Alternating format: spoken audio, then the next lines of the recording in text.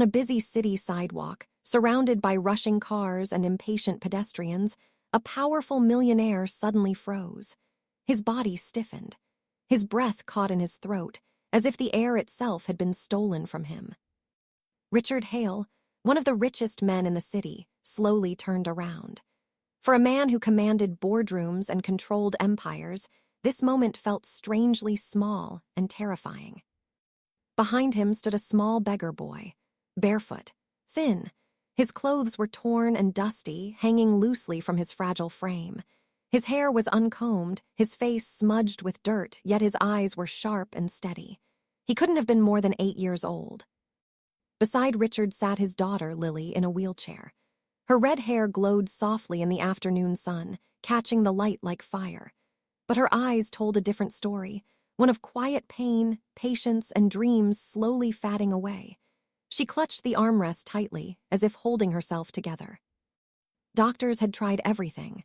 The best specialists money could buy, private hospitals, expensive surgeries that promised hope but delivered heartbreak, even experimental treatments abroad, each one draining Richard's fortune and his faith. Nothing worked. Lily had not walked since the accident 2 years ago. 2 long years of hospital rooms, sleepless nights, and unanswered prayers. And now this boy. People nearby stopped to watch. Some shook their heads in disbelief. Others whispered, assuming it was a cruel joke or a desperate lie. A few pulled out their phones, expecting drama, not miracles. Richard's voice trembled as he finally spoke. "What did you just say?" The boy looked straight into his eyes. No fear, no hesitation, no greed. "I said," the boy repeated softly, his voice calm but certain, "I can help her walk again." The street went silent. Richard Hale had everything money could buy. Luxury cars parked in underground garages, a glass-walled penthouse overlooking the city, power that made people listen, and respect that opened every door. But none of it mattered.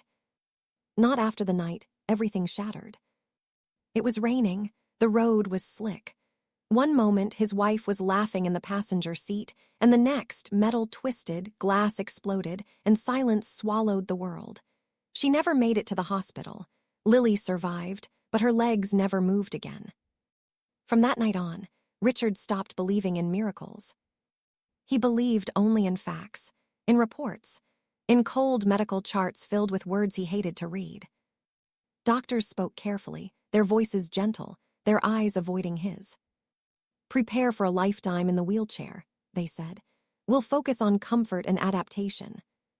Richard refused to accept it.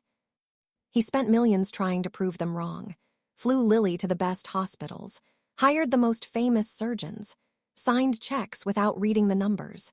Each new treatment came with hope and ended in the same quiet disappointment. And failed. Now, standing on a crowded street, listening to a beggar boy make an impossible promise, something dangerous rose inside him. Hope. Hope, the same feeling that had crushed him again and again. The same feeling that kept him awake at night, staring at the ceiling, wondering what he had missed.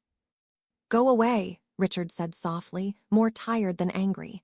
His voice carried the weight of years of loss. "This isn't funny." The boy didn't move. "I'm not joking, sir," he said quietly. "My mother helped people like her. She taught me." Richard wanted to turn away, to protect himself from another lie. Then Lily looked up, really looked up for the first time in years. "Daddy," she whispered, her voice small but hopeful. "Let him talk." In that moment, Richard felt something inside him crack. That gentle request shattered him more than any insult ever could. Richard's hands were shaking now. He tried to hide them by clenching his fists, but his body refused to obey him. "No," he whispered, "this is impossible." He had heard false hope before, too many times. Promises from experts who wore white coats and spoke in confident voices, only to walk away when nothing changed. But then it happened again. Lily's toes moved. Just barely. A tiny twitch, almost invisible. But Richard saw it. Clear enough. Real enough. His heart slammed against his chest. The world around him blurred as his knees gave out, and he fell onto the cold pavement. The sound of traffic faded. The noise of the city disappeared. All he could hear was his own breath breaking apart. Doctors had told him never. Never again. Never improvement. Never walking. This boy said not yet. "Who taught you this?" Richard asked, his voice cracking as tears filled his eyes. "My mother," the boy replied gently. "Before she died, she helped people when no one else believed they could heal." Silence swallowed the street. No whispers, no traffic horns. Even the onlookers seemed frozen, afraid to interrupt the moment. Richard looked down at the boy's bare feet, dusty and scarred from walking the streets. He noticed his empty hands, holding nothing but quiet confidence. Then he met the boy's tired eyes, eyes that had seen loss far too early. And suddenly, the truth hit him. This child wasn't asking for money. He wasn't begging. He was offering hope. "Come with us," Richard said urgently, rising to his feet. "I'll take you to the best hospital in the country. I'll pay you anything you want." The boy shook his head slowly. "I don't need money," he said. "I just want her to try every day, even when it's hard." Richard turned to Lily. She was smiling. Not the polite smile she used to comfort her father, but a real one.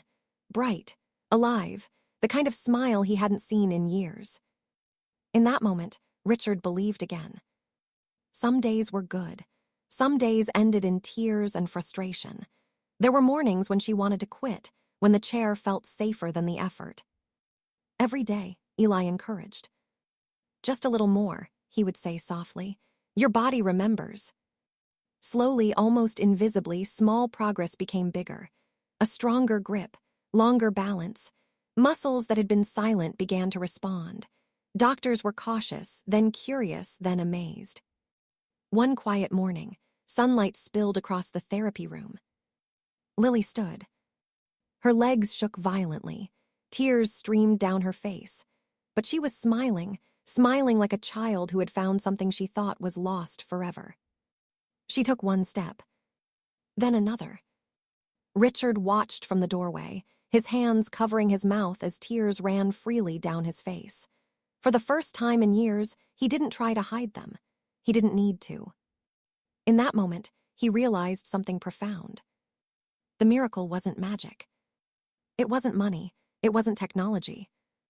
It was belief, patience, and a boy no one had looked twice at.